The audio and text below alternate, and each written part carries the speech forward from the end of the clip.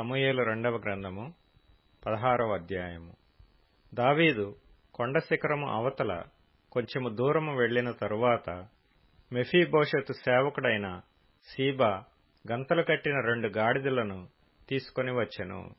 200 రొట్టెలను, 100 ద్రాక్ష గెలలను, 100 అంజూరపు అడలను, ద్రాక్షారసపు తిత్తి ఒకటియు దానిమీద వేసియుండెను. రాజు, ఇవి ఎందుకు తెచ్చితివని సీబాను అడుగగా, సీబా, గాడిదలు రాజు ఇంటివారు ఎక్కుటకును, రొట్టెలను, అంజూరపు అడలను పనివారు తినుటకును, ద్రాక్షరసము అరణ్యమందు అలసట నొందిన వారు త్రాగుటకును తెచ్చితిననగా, రాజు, నీ యజమానుని కుమారుడు ఎక్కడనున్నాడని అడిగెను. అందుకు సీబా, చిత్తగించుము, ఈవేళ ఇశ్రాయేలీయులు తన తండ్రి రాజ్యమును తనకు తిరిగి ఇప్పింతురనుకొని అతడు యెరూషలేములో నిలిచియున్నాడనెను. అందుకు రాజు, మెఫీబోషెతునకు కలిగినదంతయు నీదేయని సీబాతో చెప్పగా, సీబా, నా ఏలినవాడా రాజా, నీ దృష్టియందు నేను అనుగ్రహము పొందుదునుగాక. నేను నీకు నమస్కారము చేయుచున్నానెను.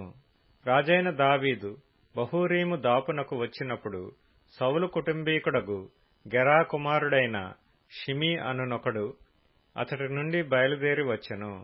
అతడు వెంట నడుచుచూ దావీదును శపించుచు, జనులందరూ బలాఢ్యులందరూ దావీదు ఇరుపార్శ్వముల నుండగా రాజైన దావీదు మీదను అతని సేవకులందరి మీదను రాళ్లు రువ్వుచూ వచ్చెను. ఈ షిమీ, నరహంతకుడా, దుర్మార్గుడా, చీపో చీపో, నీ వేలవలనని నీవు వెళ్లగొట్టిన సౌలు ఇంటివారి హత్యను యెహోవా నీ మీదికి రప్పించి, యెహోవా నీ కుమారుడైన అబ్షాలోము చేతికి రాజ్యమును అప్పగించియున్నాడు. నీవు నరహంతకుడవు గనుకనే నీ మోసములో నీవు చిక్కుబడియున్నావని చెప్పి రాజును శపింపగా, సెరూయా కుమారుడైన అబీషై, ఈ చచ్చిన కుక్క, నా ఏలినవాడవును రాజువునగు నిన్ను శపింపనేలా? నీ చిత్తమైతే నేను వానిని చేరబోయి వాని తల ఛేదించి వచ్చెదనెను. అందుకు రాజు, సెరూయా కుమారులారా, మీకును నాకును ఏమి పొందు? వానిని శపింపనీయుడు. దావీదును శపింపుమని యెహోవా వానికి సెలవీయగా, నీవు ఈలాగున నెందుకు చేయుచున్నావని ఆక్షేపణ చేయగలవాడెవడని చెప్పి అబీషైతోనూ తన సేవకులందరితోనూ పలికినదేమనగా, నా కడుపున పుట్టిన నా కుమారుడే నా ప్రాణము తీయ చూచుచుండగా ఈ బెన్యామీనీయుడు ఈ ప్రకారము చేయుట ఏమి ఆశ్చర్యము? వాని జోలి మానుడి. యెహోవా వానికి సెలవిచ్చియున్నాడు గనుక వానిని శపింపనీయుడి. యెహోవా నా శ్రమను లక్ష్యపెట్టునేమో, వాడు పలికిన శాపమునకు బదులుగా యెహోవా నాకు మేలు చేయునేమో. అంతటా దావీదును అతని వారును మార్గమున వెళ్లిపోయిరి.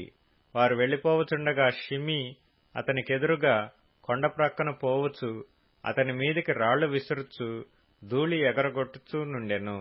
రాజును అతనితో కూడానున్న జనులందరూ బడలిన వారై యొకానొక చోటికి వచ్చి అలసట తీర్చుకొనిరి. అబ్షాలోమును ఇశ్రాయేలు వారందరూ అహీతోపెలును యెరూషలేమునకు వచ్చియుండిరి.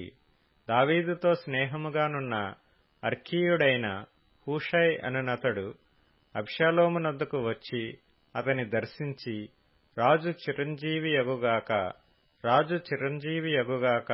అని పలుకగా, అబ్షాలోము, నీ స్నేహితునికి నీవు చేయు ఉపకారమింతేనా?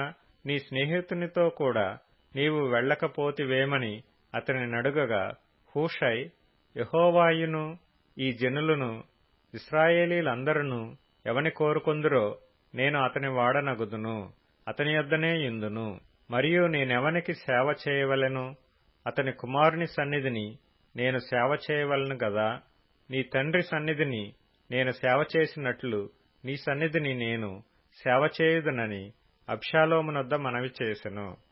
అబ్షాలోము అహీతోపెలుతో, మనము చేయవలసిన పని ఏదో తెలుసుకొనుటకై ఆలోచన చేతము రమ్ము అనగా, అహీతోపెలు, నీ తండ్రి చేత ఇంటికి కావలించబడిన ఉపపత్నుల యొద్దకు నీవు పోయిన ఎడల నీవు నీ తండ్రికి అసహ్యుడవైతివని ఇశ్రాయేలీలందరూ తెలుసుకొందురు.